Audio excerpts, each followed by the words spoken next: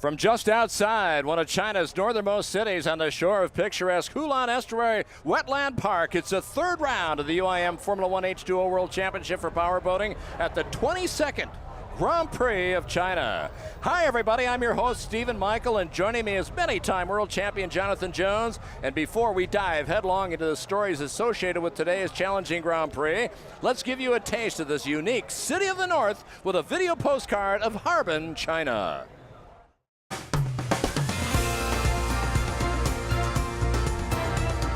The expansive city of Harbin sits in the northeast region of China and is one of the country's newest metropolitan areas and the 8th largest city in the People's Republic.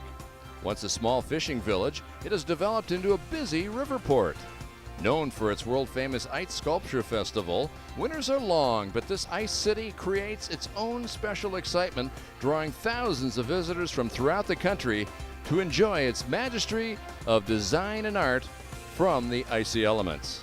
Founded in 1898 with the coming of the Chinese Eastern Railway, 100 years ago Harbin quickly became China's fashion capital, since its new designs from Paris and Moscow reached here first before arriving in Shanghai. Recently, Harbin was voted China's top tourist city by the China National Tourism Administration. You want to come and see and taste and enjoy all the city it has in its offerings. Whether it's summer or winter, Harbin is truly Northeast China's jewel of a city. Well, welcome back to our third decade of racing here in China. Well, the circuit here is very unusual in Harbin, a very interesting one. Jonathan, with just 4 pins and long back straightaways, how are these drivers going to play it today?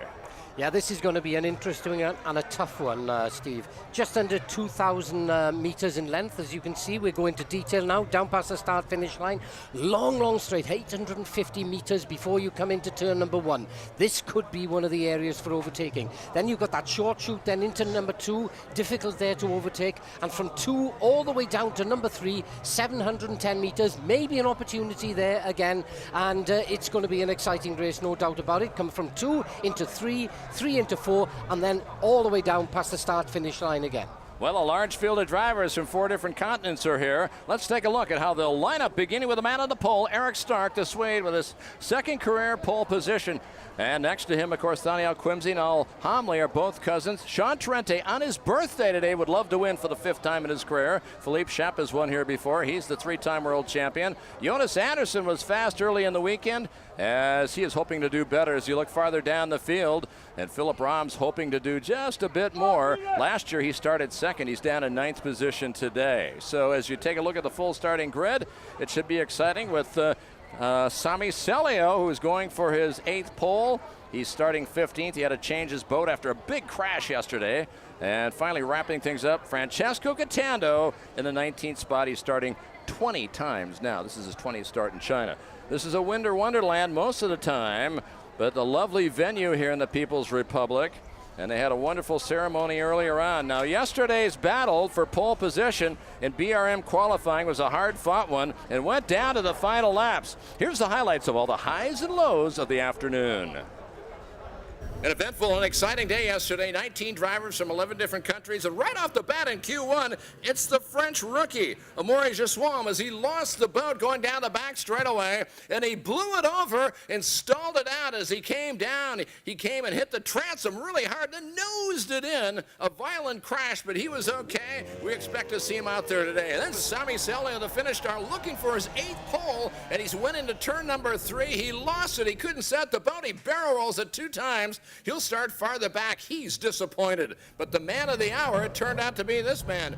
Eric Stark, the driver from Sweden, picks up his 2nd career pole position at 176.30 kilometers per hour. He'll start number 1. Like many fast drivers behind me, and I think more people want to win this race, but I'm feeling really well. I slept well this night, so I feel really good today. A lot of stories, a lot of highs and lows this afternoon. This will be a 53-lap journey around. Tens of thousands of fans who have come here throughout. You can see Eric Stark, the man who is on the pole. Can he seize the moment? Can he win for the first time? And of course, next to him, Thaniel Quimsey. He's had no victory since Sharjah in 2012. He's 0 for 20. He would love to change that around. Ahmed Al-Hamli starting third. He's a hero. He was a pole sitter a year ago. Can he get his 8th victory this afternoon? And then, of course, Sean Torrente starting 4th in that number 4 machine.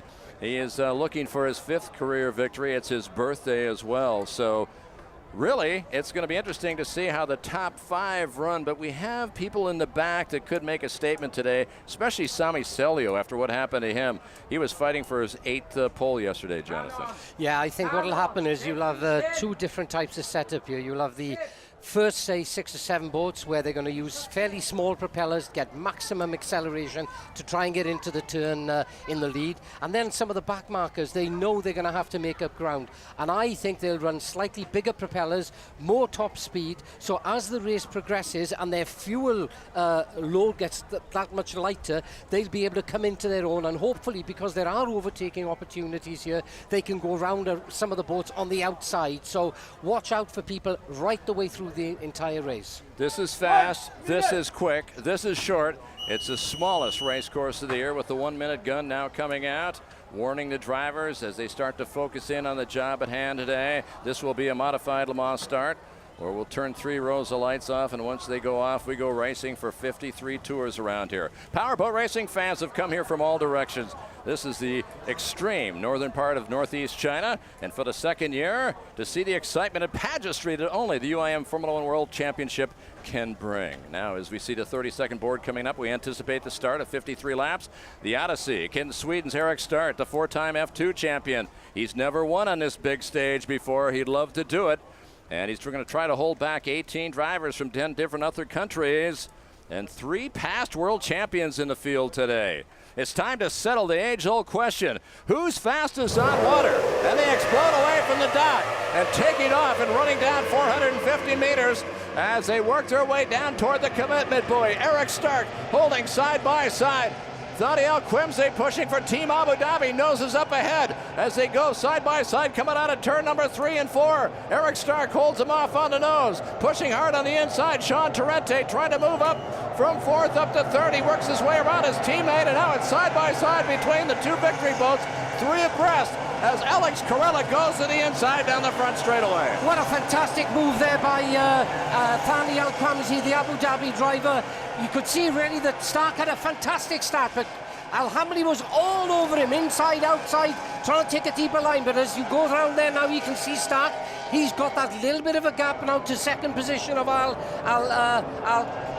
Al-Quimsey, and then Al-Hamli still hanging on there in 3rd, and the rest of them trying to make up time. We pick up the Chinese team driver, Philippe Chap, and he's struggling a bit at the moment. He is, he's struggling, yes, as they come by. Sean Torrente has moved up to 3rd, and now he takes the run.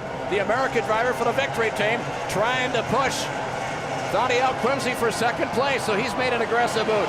Philippe Shep is all the way down in that 6th position. Jonathan, he has not gained anything, so really Shep has lost ground.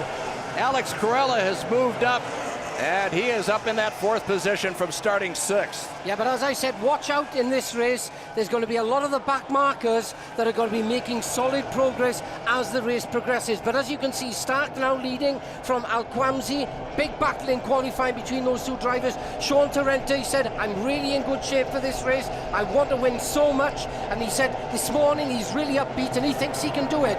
And Torrente at the moment is starting to put some pressure on that 2nd place of Thaniel Quimsey in the Abu Dhabi boat. Yeah, 3 boats right there. 2nd, 3rd, and 4th as we watch the man who is the 3-time defending champion of the world. That's Philippe Shep. And there you can see back in that number 4 position and make that the 5th spot, Ahmed Al-Hamli, who's behind his teammate. And he's also behind Alex Corella. Corella's been on the charge. He has stamped his foot in a big, big way in China. He's got a big shadow over everybody else. He's got 4 victories here in China. He knows how to get to the front. Corella's looking to move up into the top 3 and then possible win today. Well, all I can say is that I watched this morning as Stark was doing some dead engine starts on the far end of the circuit to see exactly how quick he could accelerate into the first turn point. And I could see he was trying all sorts of different propellers. He opted for a very, very small propeller to give him maximum acceleration. And at the moment, it looks like he's picked the right one. 2.97 seconds now between the lead Boulder Stark and Ali Al-Quamsi, the Abu Dhabi driver, in second. Well, the big thing right here is that John Torrente 4 seconds back of the leader, but he's holding off Alex Corella, his ex-teammate from the Qatar team, but not by much, just 0.7 of a second. So there's the man in second place who has not won since Sharjah in 2012. He's gone 0 for 20, and for Thani Al-Quamsi, he has finished just 3 of his last 9 races, and 2 of them he made it to the podium. Yeah, he's really come on strong. Apparently, they built a boat for him at the beginning of this year, which he did not like.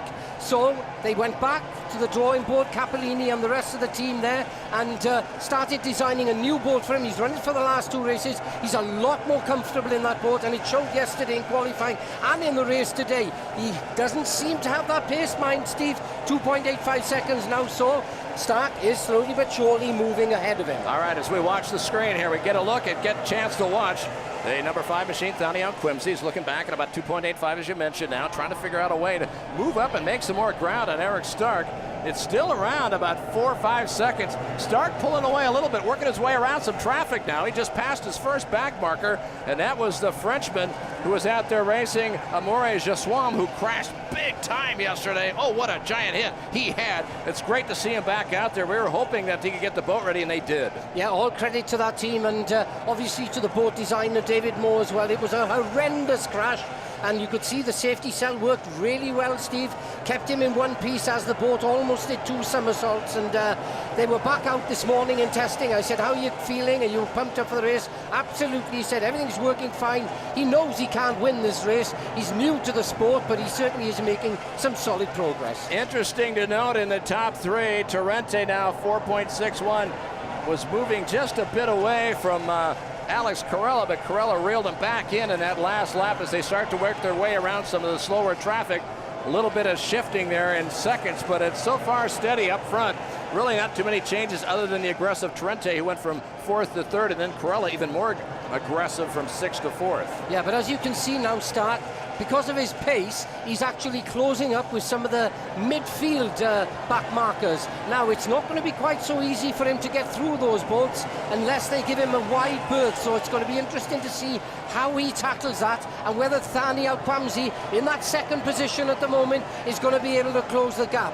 I noticed that the Abu Dhabi team this weekend, Steve, they're running real-time telemetry here, so they will know exactly how that engine is performing and the boat of Thani Al-Quamsi. They've got screens here in timing, and I could see that Attilio Donzelli, he's watching every move on that engine, the performance of the boat, and he's giving that feedback back to his drivers so that they know they can run at full chat if need be. Yeah, technology climbing at an ever-increasing rate here, and it's great to know you can't have many secrets anymore in this sport. People are figuring out ways to find out all the secrets of the sport, how to improve the equipment one time and one particular item at a time. As you get a chance to watch Eric Stark. There's Stark, as we know, is a huge, huge driver in Formula 2 with 4 times. He was a world champion. For him in China, this is his 5th start. He's never won. He's been on the podium. That was his first podium ever back in Liuzhou 2 years ago. So we look at this driver, Eric Stark. He continues to push, and Torrente now getting closer, 3.3 seconds. And Al-Quamsi's getting closer by 0.2 of a second. First, second, and third, tightening up, John. Yeah, it looks like Thani Al-Quamsi, the Abu Dhabi driver there, he is now getting into the groove, Steve. He's feeling comfortable in the boat. He knows exactly how it's handling on these tough conditions here in Harbin. And I think he's, as you said, slowly but surely making progress. 1.77 seconds now between the lead boat of Stark and Thani. So he really is putting the hammer down and pressurizing the lead boat. Eric Stark has a tendency, at least he's done in his short career, this is his 22nd start, of losing positions during a race. He has never won. He won one time on the pole, but he's never won a race. So it'll be interesting to see if he can hold the mark this afternoon. It'll be interesting to see if he can hold it for 53 tours. You can see as he came out of the corner there, the boat wasn't trimmed to perfection, and that probably lost him again a little bit of time. 1.97 seconds. Only a little bit that Thani's closed on him, but it's enough every lap, if he starts pressurising, you can see there overtaking Cantando, lapping him now is Stark, but that DAC boat built in northern Italy, just doing everything right for him at the moment. He's driving a superb race, and it looks like Thani's dropped back a bit. Yeah, he saw Cantando just a second ago, and that's a boat that he's just newly designed. This is his 167th start. He's gone 20 races without a victory. His last race was in China. Sami Celio going by us. We just hear it. What a shame for the points leader. He's out of the race. What a shame for Sami Celio, who was hoping to win here in China for the 5th time. He won in 08, 09 a couple of times, and also in 16. He is the defending race champion right here of a year ago. He won from pole, and it will not happen for him today, and he's got to be pulling the hair out of his head. Yeah, in qualifying yesterday, unfortunately, he came into one of the corners a little bit too fast, just where Stark turned there now, and lost control of the boat. The boat went over, and they've been working really hard to try and get that boat, get the performance back on it. But you know, when water gets into all the electrics and everything, it's very, very difficult sometimes if you've got a problem to find it. Jonathan, interesting. 1, 2, 3. Torrente's now to within 2 seconds. And that makes Daniel Quimsey even closer, 1.35. You can throw a blanket over the three of them. They're getting closer and closer. And as you say, Steve, back markers coming into play there. It's getting really tight now. Torrente tries to get on the inside of Daniel Quimsey. He's looking to see if he can close up on him. But at the moment, Stark there holding his own. 1.35 seconds now between Stark and Alquamsi. So he's really putting the hammer down. All right, we just saw Marit Stromoy out of camera range. Down at turn number 4, she speared the buoy, and there you can see one of the buoys sinking, and there's one left. So if you take one out, you can keep racing. You take them both out, then you got a problem, Jonathan. Yeah, you can see Torrente there in third. That's in a Moore boat. So we've got the 2 leading boats are DAC boats built in northern Italy. Third boat is the Moore, built in France by David Moore. That boat has done so well over the last couple of 3 years, performed exceptionally, and is putting the pressure again on these DACs this afternoon. Thani just going out of shot there. You can see one of the back markers keeping out of the way, Marit Stromoy and Sean Torrente. Such is the pace that these 3 boats are now catching some of the midfield. So by the end of this race, they may have even actually overtaken the entire field, Steve. We'll see. Big thing right now for Sean Torrente as a birthday boy for him. He'd love to come up with a victory today. And the last victory he had was down in Sharjah. He had the pole at the opening round and led the first 10 laps in Portugal, but right now he's about 2.85 seconds, so he's staying right in range, Jonathan, less than 3 seconds. But can you believe this? Philippe Chappe, that's won so many Grand Prix, wanted to do well here because obviously the funding for that team comes out of China. He's really on the back foot here today, and he's way down. He's in 6th position, and he's actually almost been lapped. 17 seconds now he is behind that lead boat of Eric Stark, who again has opened the gap a little bit there, Steve, to Alquamsi, and we pick up Philippe Chappe, 3-time world champion, done a brilliant job in powerboat racing over the last 2 or 3 years, and then we pick up Al Hamli, who is Alquamsi's cousin, you were telling me this morning. Yeah. And these 2 drivers both coming out of the UAE, pressurizing as best they can. Al Hamli in 5th, Carella 4th, Torrente in 3rd. All right, Al Hamli started in 3rd. He's dropped back 2 positions. Now, he won in China a year ago, and he won in Liège. That's the last time he had won. He hadn't won since 2012. And for Ahmed Al Hamli, as you look at Philippe Chappe, there's R.J. West, who's on the headsets talking to Sean Torrente. R.J. is a tremendous boat builder himself. He's from California, and he's the eyes and ears of this race. And whistle sounding right now. We have a yellow, Steve, so there must be either somebody's broken down or there could be an accident there somewhere. Don't know exactly where it is. One of the cameras, I'm sure, will pick it up for us very shortly. Well, they continue to look at what Marit Stromoy had done. She speared the buoy big time down here in turn number 4. Totally took out the first buoy, but she must have taken out the second because it's sinking. And now what's going to happen is the Osprey Rescue Team is going to hustle out there and grab one of these very large buoys built in Germany and replace them, because otherwise the course will be soon missing a marker, and then the drivers, it would be mayhem. They'd be driving all over. So yeah, exactly. And as those boys actually deflate, Steve, they get very, very low in the water, and it's going to be tough for some of these drivers to actually pick up that spot as they corner. But you see the Osprey Rescue now, they'll unhook the turn boys, straight back into the shore, pick up some new boys and get back out there. But the other good thing for these drivers now, they can have a bit of a breather, Steve, because it is hot here today and it's humid. 95, 96% humidity. And I'll tell you, they were sitting in the boats for nearly an hour before the start of the race. So they're going to be really hot and uncomfortable in there. And at least now they can take a breath. But the other thing is now, what's going to be interesting is on the restart. When we have the restart of this race, it does mean that some of those drivers, if they're not actually on the money when they restart and they get that boat to run and accelerate as fast as possible, you may see some of the slower drivers actually get ahead of them and some places being changed. Yeah, well, the big thing right now is Luis Ribeiro, who we just saw on camera, focusing and noticing and telling the drivers to stay up and get close together. He wants everybody to bunch back up again. And for Marit Stromoy, looks like taking out two buoys. She's done for the afternoon. Yeah, we went on board then with Jonas Andersson, the other Team Sweden boat. Of course, we know that Eric Stark, his teammate, is now leading the actual race today. Jonas has got the only on-board camera we have today, and hopefully we'll get you some shots of exactly what it is like to drive a powerboat with all this spray and confusion going on at a Grand Prix. And believe me, I've sat in these boats many, many times, and sometimes you can hardly see anything. There's a lot of guesswork. Well, there you see Marit Stromoy. What a shame for the driver out of Norway stepping out. She was running well. She was pushing hard, and she was making progress in this race. Of course, she's got a victory. She won 2 years ago in Sharjah, and since that time, she's struggled to get up back onto the podium. So she continues to work. She's a great promoter of the sport, and she does a lot of work in Scandinavia promoting Formula One, and she's a professional entertainer. Yeah, really good driver. I mean, she's been knocking on the door. She's had a bit of bad luck over the last couple of 3 races, but I've got to say that the team have worked very, very hard over the weekend, and she's definitely made some solid progress, and we were expecting good things of her today. In fact, with the pace she was running this morning in the free practice, I mean, if she'd have had a good start, she possibly could have gone a podium. But there you can see the lead boat of Eric Stark and Thani Al-Quamsi pressurizing him from behind. All right, well, the big thing right now is we had a chance just a moment at watch Amore Jasson. He's dropped out. He's stepped out of his boat. He's down in the start pontoon. So we've lost another driver. Celio is out. Amore is out. And we believe that Marit Stromoy, she's done for the afternoon. So we started with 19 drivers from 10 different countries. And we're starting to lose a little bit. As you can see, we've completed 16 laps around of the 53 that's scheduled.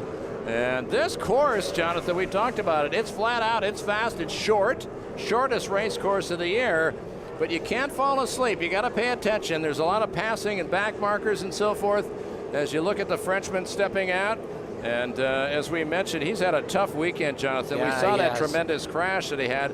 This, for him, is only his 3rd race ever. He was a recent offshore racer, last year racing Class 3. So he's making a switch to F1, and it's going to take him a while to get used to it, as you well know. Yeah, Steve, they've got the turn boys back on station. Osprey are back on station. The boats are now getting very, very near to each other. They do not know where this race is going to be restart. And this is where the experience of the crew chiefs that are in radio communication with them, when they see Luis Ribeiro, the UIM official, drop that flag, they're going to be then telling the drivers, because the drivers can't see the flag from where they are, they'll be telling those drivers exactly when to restart. And if you can get that boat to trim perfectly, you may be able to make up some ground. All right, winners and losers now. You take a look at this lineup. We got Eric Stark with, of course, Al-Hamli, and then you got Sean Torrente and Alex Carlisle right behind him, then Al-Hamli, and then, of course, Philippe Shep.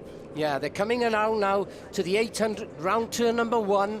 Down Could to happen turn number here, 2. Jonathan. 850 meters here. Is this where it's going to restart, Steve? People in progress. Looks like they're back into position. We hold our breath.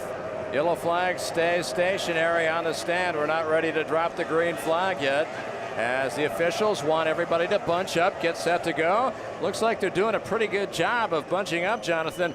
And as we wait to see, the Luis still, you Ribeiro, can see there, yeah. he's still got a problem with a couple of teams, so he's trying to make sure that he lets the team managers know. Yeah, what he's doing, Steve, is some of these boats are out of position, and they should all be in the position that they were the lap that the actual the race was stopped. So they're probably moving him a few around. They're telling the crew chiefs, you know, get that guy to drop behind, or he needs to move up or whatever. So everybody gets a fair chance on this restart. Well, we're getting closer and closer, moving up quickly now. We hold our breath. You can see how fast everybody's pinching up toward the front. Eric Stark on the outside. You've got El Quimsey, and then you got Sean Torrente in the blue boat. Let's see when he decides to go. All the officials are back on the water and in position. It could happen here if the drivers are lined up in the correct order. And again, we wait to see if the green flag will come out.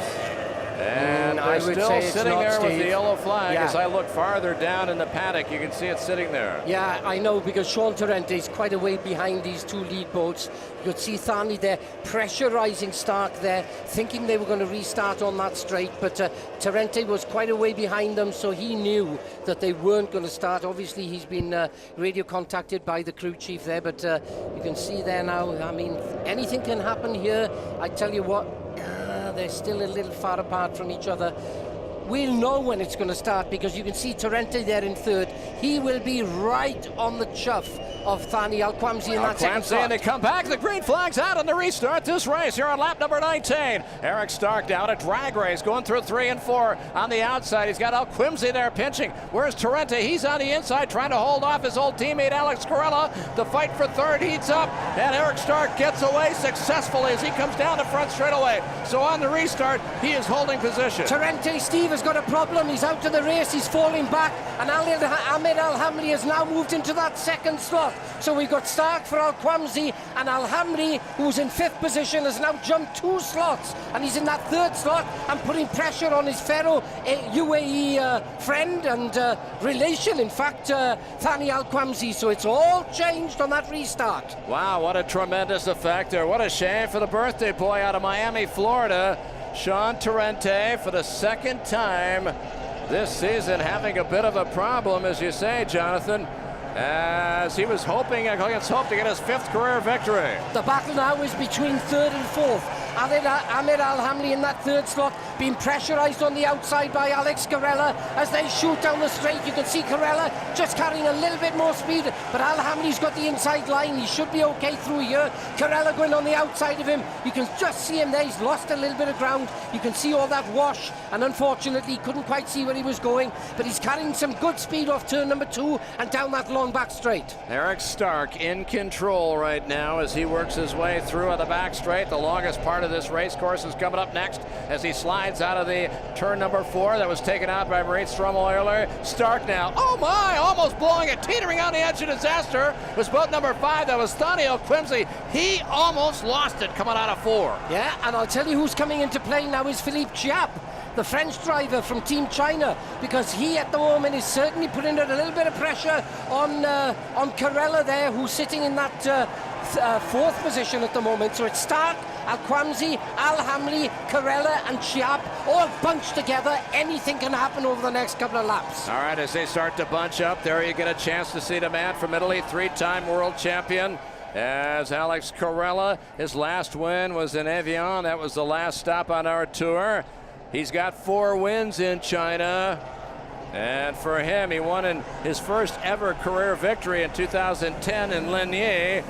2012, 13, and 14 on a trot. He won in Liuzhou. 10 races for him here in China. He's got 4 victories and 4 podiums. Keep an eye on Corella. He is going to get red hot here before it's over. Yeah, just see Chiap there, just at the back of the shot there, with Corella just ahead of him, and unfortunately not being able to make up some ground. And we just saw in the back shot there of the lap before, Torrente actually now pulling off the circuit. So unfortunately, his day is done and no birthday present for him. What a shame for the man from Miami who looked so strong earlier, and he was trying to get the jump on his start, and for the second time in 3 races this year, as we reach the halfway point Sean Torrente, one of the fastest drivers in the world, has got a problem for the victory team, and what a shame, because last year he finished runner-up in the championship. He won the last race of the year in Sharjah. He had a chance to become world champion, but Philippe Shep finished the race, got the points he needed to win 3 championships in a row. For Torrente, the day is gone. What a shame for the man out of Miami. But you can see Al Hamli there, holding on, putting on a great show out there this afternoon. Scott Gilman on the radio to him. Scott, many time world champion. And as we pick up Philippe Shep there, still hanging on in 5th position. You know, anything can happen before the end. But Al Hamli putting on a blinding show. The restart was so fast with him that he gained 2 positions. He caught some of the other boats napping, and running that Baba boat now looks like he's got everything under control. The boat looks really good on the water. It's accelerating well off the corners as they come down that long 850-mile shot. You can see there Giap, the French driver in the moorboat, as we pick up again Al Hamli in that 3rd slot. Times from 1st to 2nd, 1.27 seconds, and then quite a big gap between Al Quamsi in 2nd and Al Hamli, the other Emirati driver, in 3rd, 6.06 behind the lead boat. Yeah, I mean, it's a difference between 1st and 2nd. They're so very close, and then all of a sudden it becomes very tight between 3rd and 4th. The battle for the last spot on the podium. Carella doing his best. He's about 1.8 seconds back of Ahmed Al Hamli as he tries to close up on him. But I'll tell you something right now, Jonathan, with that battle, Philippe Shep is doing his best to get involved, but he just doesn't seem to have it this afternoon. He doesn't. You can see he's running the boat a lot looser on the water. The nose is higher, which means he's having to work overtime to get the performance out of that boat as he comes down the straight. Again, we're picking up there one of the back markers, Marcelak, the Polish driver, doing a good job out there, mind Steve. He's in 7th position. He'll be happy if he can finish in that position at the moment. All right, he's tied for 7th in the championship with 7 points, same as the leader, Eric Stark, who came into this race, tied for 7th place also. But for Bartek Marzwak, this is his 6th start in China. He has had 1 top 5. 33-year-old out of Poland doing his best. He looks stronger, Jonathan. He's running better, and he's starting to really get the confidence, and that's what you need so much when you're a driver. And over the years, this is his 6th season, he's starting to blossom. He certainly has. His driving style has changed immensely in the last 12 months. He's got a very strong package underneath him. He's got one of the latest DAC boats. He's got a great crew behind him, very experienced people. But a lot of the engine work he actually does himself. He takes the engines over to Montreal to Alex Ledden, who tunes them, and they work together to show exactly what needs to be done to the engine. So he's got a very close connection, not only with the boat, but with the engine and the engine builder, and you can see that has played into his hands this year, where he's made some really solid progress into the midfield. As we watch again the driver from Poland as he fights his way through, he had a 5th in Portugal at the first opening round. He dropped out of Evian. Now last year he finished in the 8th position after qualifying 13th. He's had 4 top 10s in 6 starts last year, and his best was an 8th in Harbin right here. So he's trying to not only improve upon that, which he has. He's in 7th place as Rashid Al Quamsi back in that number 8 spot. Now that's the rookie who's starting to make a little bit of noise, and he's getting better and better. And only his 2nd full race since joining Team Abu Dhabi as we look at Ahmed Al Hamli. 1st to 2nd now. 1 second between them, 1.5, 1.7. It is varying, but it's going to be tough for Thani to actually it's going to be one thing to keep up and catch him. It's going to be another thing to actually overtake Stark, who really does seem to have got the bit between his teeth this weekend, and has put, I mean, he qualified with that boat. The speed was immense. As you can see there now, we've got Al Hamli, the driver there, with Carella, the Italian, the young Italian that's won the championship a few times now. Very strong driver, but you can see the gap there. He certainly does not have an answer for these front-running boats this weekend. Al Hamli, we know the story. We've told it many times, and for him, he was on his way to a possible world championship in 2012. He was leading the title, and then he had to stop racing in 2012 because of a brain tumor that was discovered. And after a long operation, a series of operations, not only in the UAE but also in America, he was able to come back, and he joined the team back at the opening round in Brazil and fought his way back. It took him a while to get back in the groove, but he's done so as we look at Alex Corella. But I'll tell you something about that guy, Al Hamley. When it comes to motorsport, I do not believe that anybody has the commitment that that guy has. Because like you said, Steve, he was in hospital for such a long time. It was touch and go. And I mean, for somebody to come back after a brain tumour and perform almost as quick as he was before and putting pressure and hopefully today getting the podium, I mean, it would have been unheard of anybody doing that before Al Hamley was on the scene. It's like a miracle club. Why not? His team manager Scott Gilman had a heart attack in a boat back in 2007. Yeah. And guess who won the race for the first time in 2007 after Scott Gilman dropped out of the race? It was his teammate. It was, Al yeah. Hamley. Yeah, so all credit to that young guy from Abu Dhabi.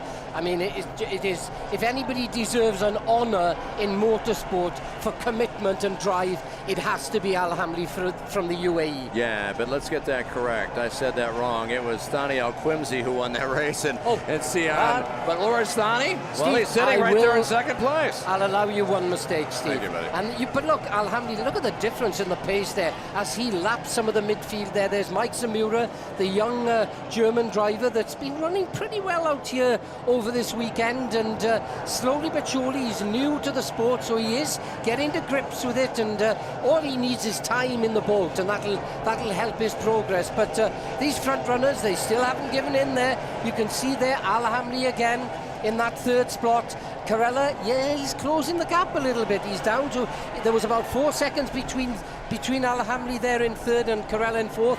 It's now down to about 2 seconds, so he is starting to put some pressure on. There you can see the difference, Jonathan. He's closing up on him, visibly closing. Yeah. He's putting the pressure on him. Can Al Hamley hold him off here with 20 laps to go? I'll tell you what, I reckon that Al Hamley, because he knows that Thani is in that second position, that'll even give him more drive to actually get on the podium with his best friend. In fact, number two, Thani Al-Quamsi and Al Hamley both grew up in Abu Dhabi together. They were friends from when they were about 4 years of age, and they've come on forward in Formula One and been trained by a number of drivers over the years. And boy, to see them at the top of their sport now is something quite incredible. Yeah, there you see Francesco Catano. Just before that, Duarte Benavente, a guy that you've worked with for so many years, the poor Portuguese driver who is fighting his way up. He's been snake bit. I mean, listen, when he finishes, he's been in the top 10 9 races in a row, which is fantastic. But here in China, for some reason, this was his 21st start.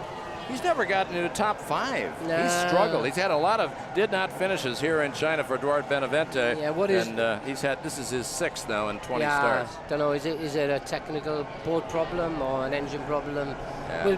We'll find out shame. afterwards, Steve, when we put the highlights program together, and we'll be able to give the Joe public a bit more information on a lot of these drivers. Let's talk about weekend. Francesco Catando's boat as he goes by, and you get a chance to see Ahmed Al Hamli. We had Francesco Catando just a second ago, and for him, the veteran driver who's starting his 21st race. Talk a little bit about this. Let's talk about that design as he starts to pull off the race course. Yeah, Cantando, up until 2001, I remember, I really did believe that guy would be many time world champion. He started off the season brilliantly in a DAC boat, and then he decided to go and build a boat of his own design. I've got to say, since then he does seem to have struggled. I would put him as one of the top 3 drivers on the circuit today, no question about it.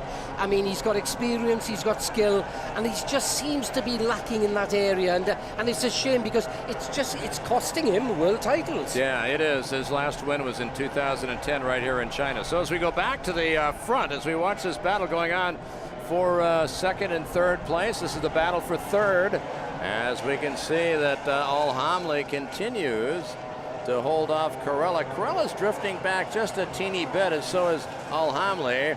The difference between the two is just under 2 seconds. So, tell you what, Corella's still putting the pressure on Al Hamli. He wants to get to the podium. It's a big day for Corella. He keeps moving up. He's going to keep pushing his way forward in this championship. Now, it's important for Al Hamli. We've just picked him up here again. Concentration is everything now, Steve.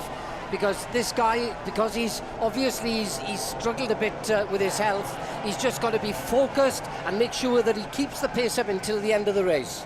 Well, as we get a chance to watch Grant Trask The Thunder from down under, he's up in the 12th position right now. He's driving 44-second laps, and he's down 2 laps. They've been struggling all weekend, Jonathan. They've changed, I don't know how many engines. They've had problems with the engine block itself. They've had electrical problems, and I was talking to Rhys Coles, who's the chief engineer on that boat. Rhys coming from Australia, as does Bob Trask, that's Grant Trask, his father, and they found the problem. It was a tiny little wiring loom. They changed everything bar that. They found the problem probably about 10 minutes before the start of the race, so it's a miracle that he's actually got into the race, and this will give Grant a really good chance to put some seat time on him so that he's looking a lot stronger come the last 2 or 3 races during the season. Only one driver today. One driver has driven a 42-second lap, and that has been our leader, Eric Stark. He did a 42.97 earlier on in the race. Right now running 43.6s, so he's still holding off the pace. He's building up a bit of a cushion now. It's up to 5.87 seconds, so that's quite a bit of a slide since the last time we checked in with him. Yeah, as you know, as the race progresses, with 14 laps now to go at this Grand Prix, you know, Al-Quamsi, is he just taking a breather, Steve? Is he thinking, well, hang on, I'll just, you know, sort of try and make a plan now over the next couple of 3 laps as to where I can pressurize him and maybe take that lead away from him, but it's going to be a tough one because it looks like Stark has had everything together all weekend as we again pick up Al Hamli there and back to the lead driver of Eric Stark. Well, you get a chance to watch this man come through, and as he fights his way up, that's Jonas Anderson, the leader's teammate. Jonas Anderson, the veteran, 12 seasons into this sport. Right now he's tied for 7th with 7 points, the same as his teammate who is leading this race, Eric Stark.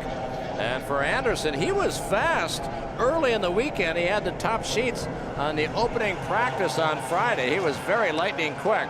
And Jonas Anderson currently sitting down in that 6th place position. And for him, his best finish, well, Harbin last year here, he finished 2nd. Now, he won here in China back in 2009 in Liuzhou. He's raced here 18 times. He's got 1 victory and 2 podiums. Yeah, and this is a guy now that's gone his own way, started designing his own boat with Christian Molgaard from Denmark, and this boat has been really, really quick on its day, but Jonas struggling a little bit with budget. You know, if there's anybody out there that wants to sponsor a Formula One boat and wants a winning package, then it certainly is Team Sweden, because they're advertising the Swedish flag on the side of that boat. How much help they're actually having from maybe the government in Sweden, I don't know, but they could do with an injection of capital that will make them even more competitive than they are at the moment. At the 3/4 mark here, 12 laps still have to be run as the engines continue to smoke on this 1.92 kilometer race course. As you get a chance to watch Alex Corella, who I said has put a big footprint on these Chinese races. He is tied for the overall lead with most wins here in China. This is our 22nd race in China. He's got 4 of them, as does Sami Celio, as does also Guido Capellini, who is his team manager. So Alex Corella growing up watching his idol Guido Capellini, and really, when you talk about Alex Corella, as we take a look now at Jonas Anderson once again, we'll get back to that in a minute as we see that Anderson continues to push. He's up to 6 as we look at his teammate now. That's Eric Stark.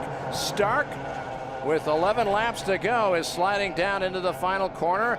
He continues to push away a little bit at a time, Jonathan. Let's see if he can continue to hold off Daniel Quimsey, who is not giving up the fight by any means. And that time Stark was able to eke out 0.2 of a second.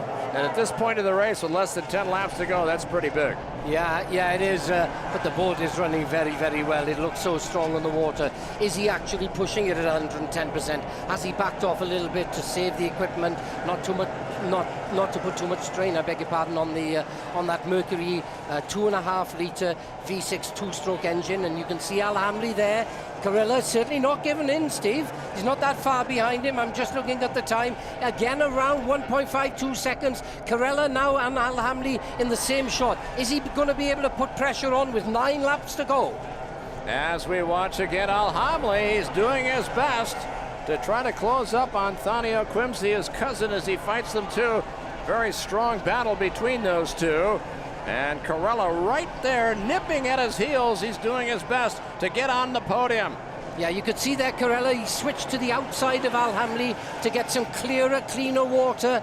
Make sure he's got good vision coming down that long 850-meter straight. You see there Al Quamli, and then you see on the outside, I said he'd switch to the outside, Carella there trying to do everything he can to close that gap. I've noticed over the last couple of laps that Ahmed Al Hamli's boat has been a little bit more unpredictable. Is it down to the fact that the boat is getting light on fuel and a bit more difficult to control, or is that man losing concentration? Let's check it out, Steve, as he comes round. Carella on the outside, Carella switching again, trying to get that clean water. You can visually see the difference. They're starting to get closer and closer. Both boats getting in the screen, which means it's telling you that Carella's closing up on this man, Ahmed Al Hamli. Al Hamli now working his way down the back straight. You can see it looks a little bit more unpredictable. The boat's getting lighter, and that can make the key difference here. Is the Baba a better boat when there's more fuel in it, or when there's less fuel in it? Yeah, or is he losing a little bit? You could see it's not quite so stable now. Is that down to him, or is that down to the way that the boat's handling? But I'm sure that Scott Gilman is going to be enticing him on, telling him exactly where he is, what he needs to do. Keep a nice clean line, turn tight on that turn, boy, down that long straight, make sure you've got no traffic ahead of you. You can see there Carella, back markers coming into play again. Is Al Hamli going to get through these back markers? Is Carella going to be able to make a move? As you see Mike Zamora on the outside, Carella on the inside. Has he hindered that boat in fifth place? All right, as we watch the boats come through, Ahmed Al Hamli making a nice move around the German as he continues to push here. Alex Carella nipping at his heels, trying to close. He just put in an awesome lap, got a little bit closer. Carella now not giving up the hunt as you look at Scott Gilman, who is the team manager for that victory team. Gilman has won more races, the percentage here in China, than anybody. He started only 4, he won 2, had another chance to win another race before, as we talked about, having that heart attack back in 2007 in Xi'an. And for Scott Gilman, he's a legend here in China. Yeah, last lap it was down to 1.3 seconds between that third and fourth for the final podium position of this Grand Prix here in Harbin this weekend. And you can see Carella there almost losing control of the boat as he swung wide to try and get a cleaner line there through the corner. He's taken again one of the back markers there. Al Hamli on the inside doing a great job there. He's going, Steve, from pin to pin to pin to pin, so he's not allowing Carella to be able to get it around him or inside or outside him. Back marker on the outside there, looks like he's got a bit more breathing space. As he comes into 2, you can see Carella lost a bit of ground there, been hindered a little bit with that back marker. He's got clear water ahead, but at the moment it looks as though Al Hamli is going to get that last position on the pontoon. Yeah, as he's walking his way around Philip Rams, who's down in the 8th position. He is Sami Celio's teammate in that number 12 machine, who was running second a year ago as Team Baba was running 1-2 in fighter formation until Carella took him out.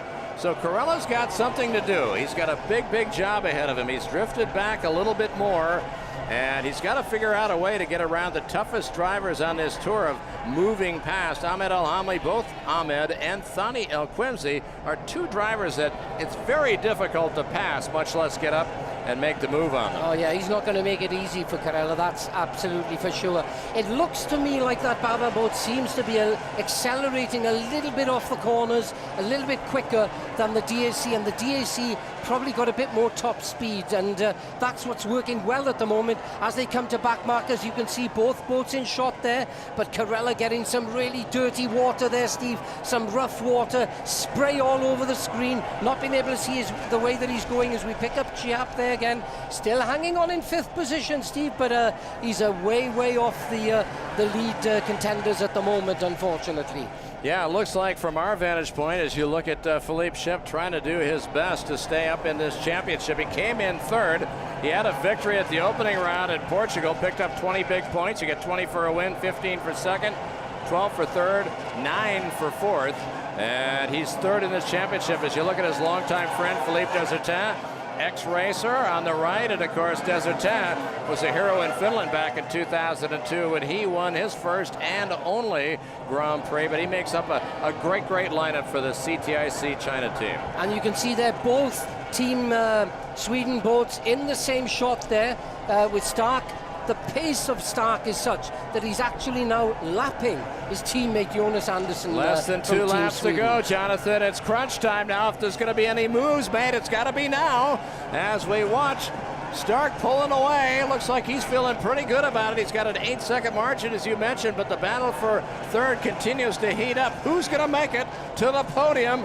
We'll have to wait and see. It's going to go down to the very last turn, I think, Jonathan, as these two drivers are just 2 seconds apart. Yeah, I reckon that Stark, he knows where he is now. He's backed off a little bit, but likewise, so is Thani Al-Quamsi, the Emirati driver running out of Abu Dhabi with the Abu Dhabi team there. He's 8 seconds behind now, Steve, so I think he's going to settle for second position, and I guess that Al Hamdi is going to be well chuffed if he finishes in that third slot. All right, on this final tour, we watch our leader, and then you come back a little bit farther. That's the man who's fighting for the lead in second place, but he's drifted back 9 seconds. Eric Stark, this man from Sweden, is going to do his best to come home. It's been 22 races that he has started in his career, and finally, he's just moments away. He can almost drift home.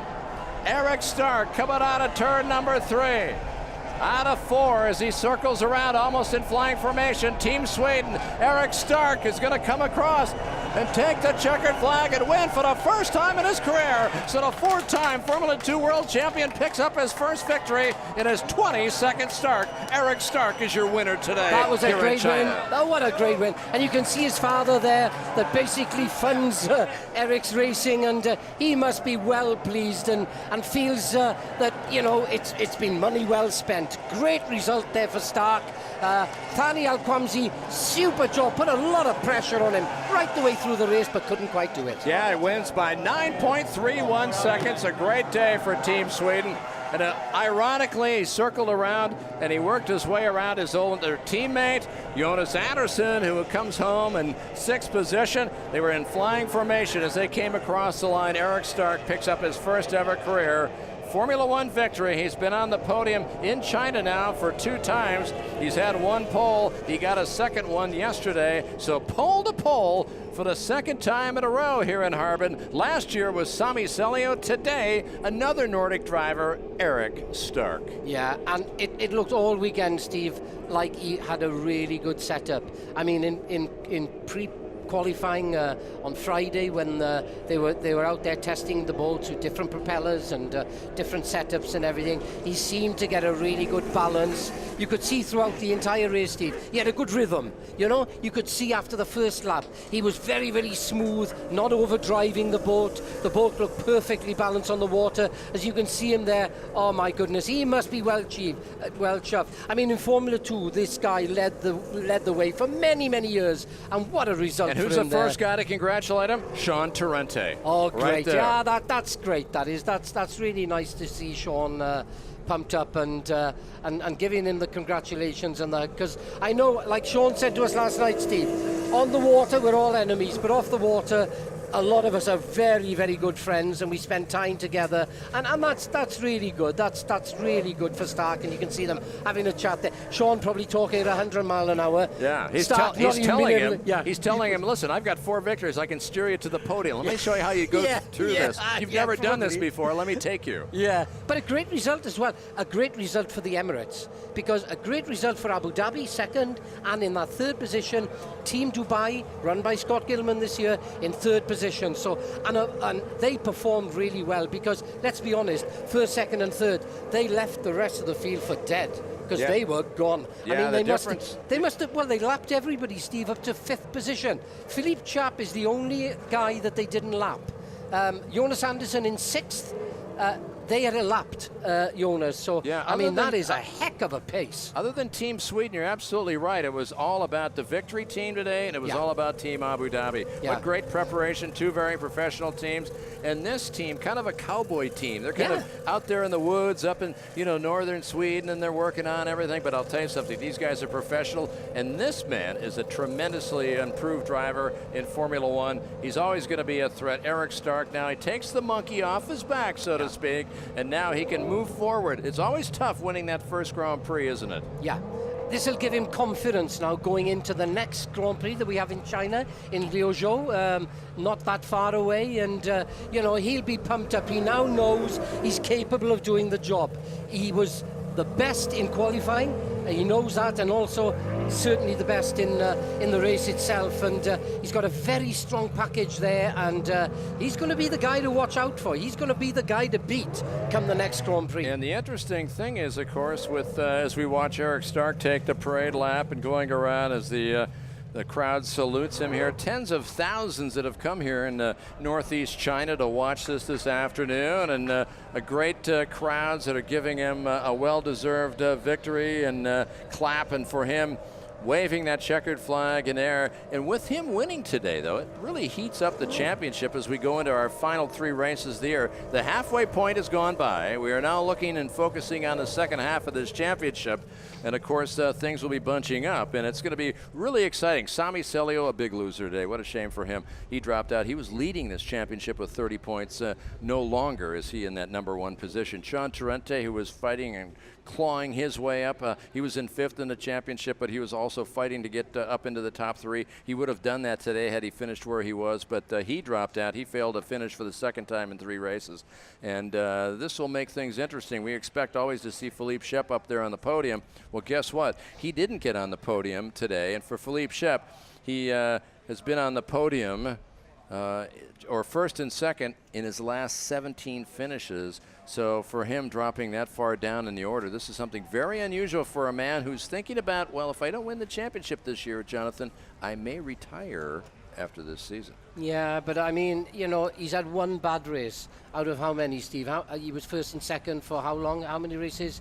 It just seemed forever, didn't it? And, he's entitled to have a bad day at the office, let's say, because, he's been the benchmark now for such a long time. But, this guy's going to take the mantle. Let's hope this competition carries on like this right the way through, so that when we get to Sharjah finally in the middle of December, we're going to know the world champion. It'll go right to the wire. Here's our unofficial results as we see it. Eric Stark, the 29-year-old out of Stockholm, winning for the very first time on the tour. Thaniel Quimsey coming home in second place, looking for his first victory in 20 races. Ahmed Al-Hamli did a well-deserved third place finish. And then Alex Corella dug himself out of a bit of a hole, starting down in that 6th spot. He finished 4th, moves him up in the championship. Then Philippe Shep, as we talked about, starting down in 6th, finished in 5th as you go farther down. Bartek Marzwak having a great day for the Polish driver. Philip Rams will go home with a well-deserved 8th place. He qualified 9th. Cedric De Guin in that 9th position. He was farther down in the order, so he worked his way up from 14th. And then Peter Murray, of course, he was farther down, so he moved up in the race. As you look down and you see the drivers who really struggled here finally, and Sami Seliakos disappeared very quickly in this race after having a horrific weekend, crashing out in Q2 and then just really not getting things settled after that point. Yeah, we had 5 retirees during the race, and believe me, there was a lot of stress put on this equipment out here because it's a tough race. Those engines have been under a lot of pressure, pulling well in excess of 9,500 RPM for that entire 55 laps, and but it's great. Another thing I heard was that we had British royalty here apparently over the weekend. Now that's interesting. Does that mean that there may in the future be a possibility of a Grand Prix back in the UK? That would be fantastic, Steve, because for a long time we had Grand Prix there, and we need to get one back as part of the World Championship. All right, here's the updated standings as we see, and Alex Corella leapfrogs his way back up into that number 1 position again with his finish today in that 5th spot. And for him, he's got 38 points unofficially on these standings, with Celio 8 points back. Stark now moving from 7th up into a tie for 3rd place with Philippe Shep. And then Ahmed Al-Hamli and Thani Al-Quimsi in that 20th spot, or with 20 points. And then Benavente, Anderson, Torrente, and Marswak all tied up from 7th all the way down to 10th with Cedric Deguin with 7. And there you see the final drivers with Ramsmoor and Stromoy. So fantastic day. And let's see if we can work our way in here. We're going to get a driver who has now jumped up into the number 1 position in this championship. And tell you what, it was and we'll get a chance to see if we can chat with Mr. Alex Corella, who has put his footprint all over China in years past. And for him, a 4-time winner here in China. And Alex, you're with us, my friend. Hey, I'll tell you what, talk a little bit about this race. You started 6th. I know you're worn out. This is an unusual race course. No right-handers, flat out. And you look a little bush, but you got to be happy you're back in number 1 in this championship. Yeah, it was really tough. I had a really good start. I was third at the end of first straight after I had Sean and Ahmed on my side. I didn't want to take risk.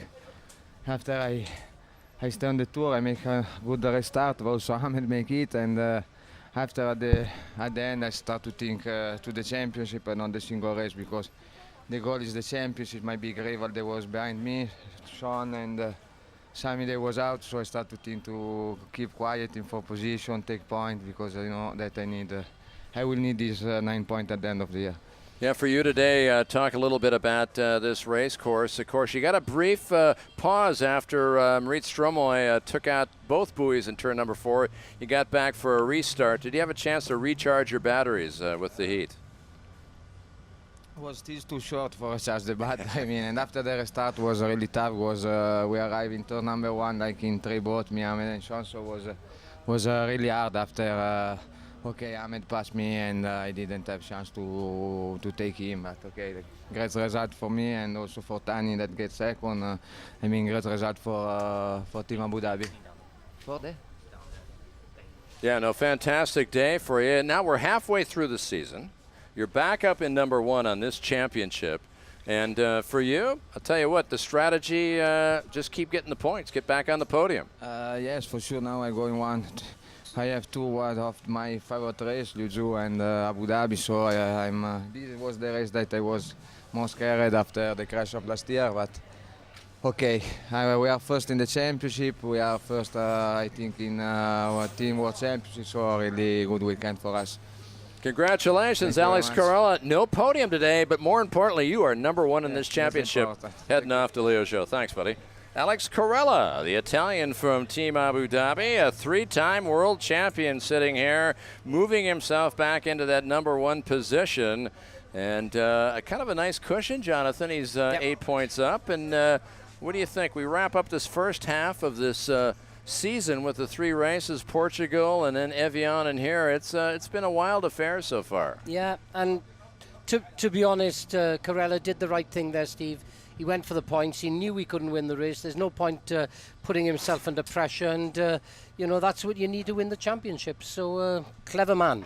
All right, a new driver on this tour gets the victory today. Let's go back and take a look at these 53 laps here, and the second time ever here in Harbin. Great crowds on hand, drivers from 19 different boats taking off at the start, and they exploded away from the dock. And it was a real push, as you can see, in that number 2 position. That was Thani Al-Quimsi nosing up ahead of the man on the pole, Eric Stark, as you go on board. And you get a chance to watch Jonas Anderson back in that 7th spot as he got a start that I think he would have loved to have had a second time at, as he got kind of dropping back and losing touch with the drivers on both sides of him. Philip Rahm sliding to the outside. You can see Jonas Anderson dropped way back a bit, but he fought his way back up in this race. As the boats came through the commitment buoy out of turn number 4, they came down the front straightaway. And there you can see Sean Torrente coming up. 3 boats in that battle going on for that 3rd place position, but it was Torrente outdueling his teammate Ahmed Al-Hamli for that 3rd place as they fought their way around. And you could see Alex Corella very aggressive on the outside, but he was pushed to the outside and he had to back off a bit while the inside boats took the position through pins number 1 and 2.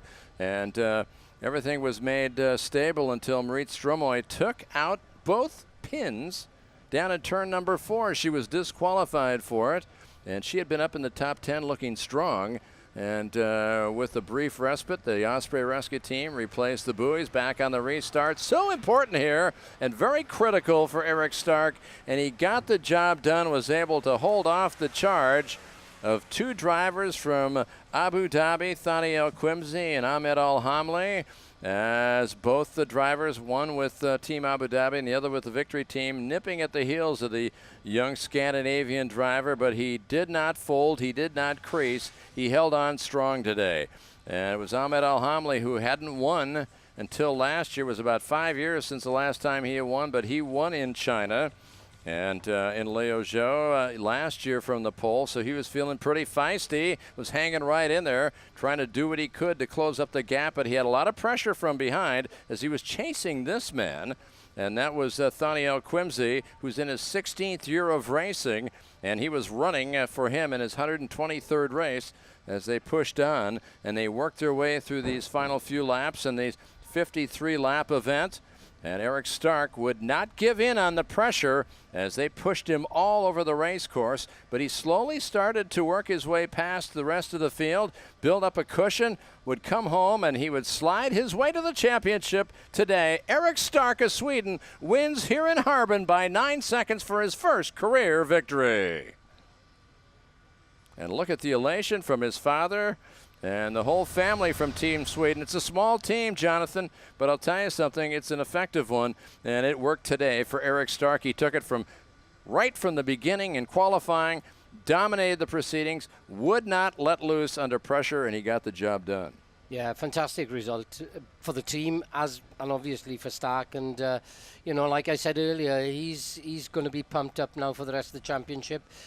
He's got his first win under his belt, and he does now know that he's capable of beating the best guys out here. And, you know, it's going to be really interesting to see how he fares for the rest of the season. All right, as we wait for the ceremony to continue to get built up here and finished off and wrap up a great day, let's take a look at the team results here. This is where we stand now. Team Abu Dhabi continues to slowly slip away in that first place position.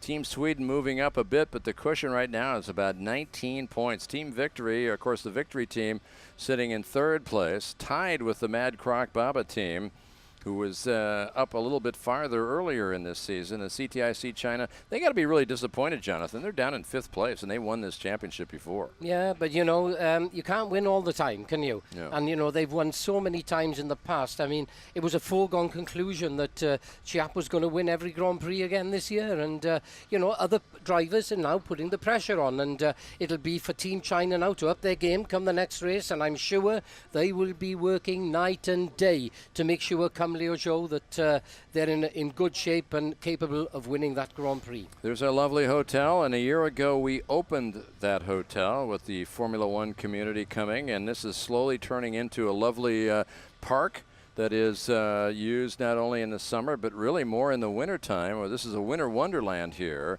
where temperatures in the early months of January, February, and March down in the -20s. And this has been one of 10 venues here for the People's Republic since we started coming back here in 1995.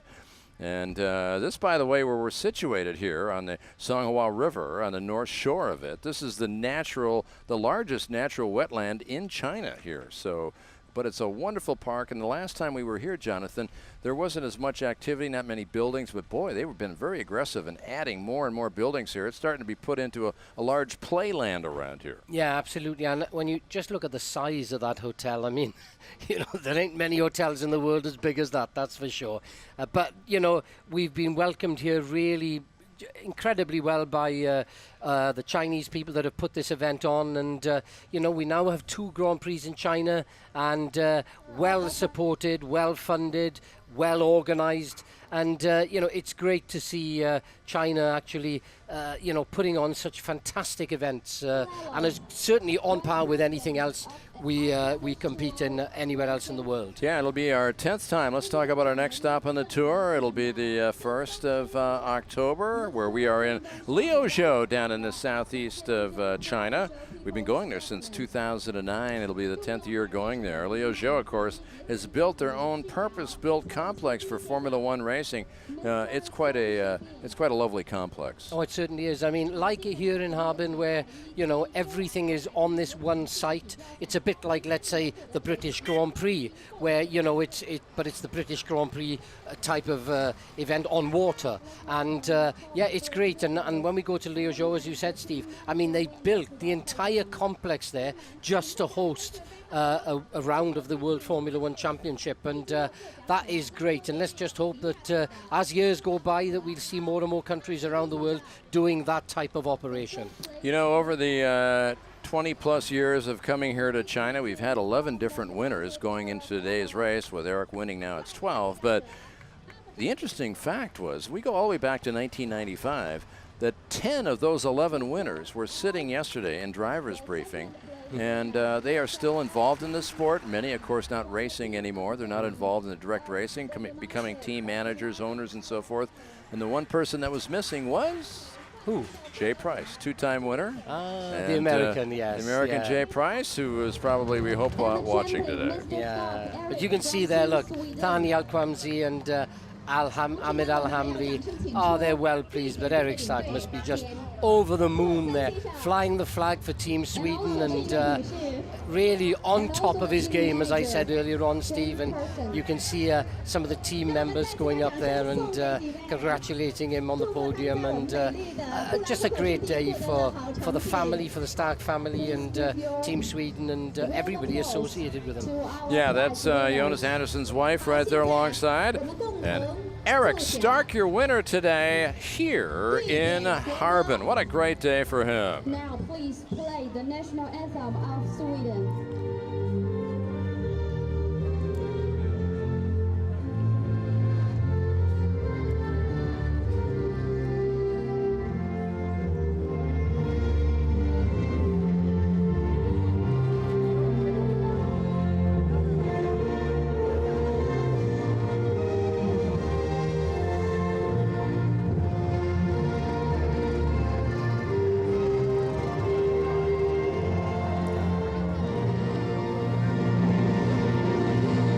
Well, very emotional. Eric Stark winning for the first time in his career. This is 4th season on his 22nd start. Congratulations to Eric Stark.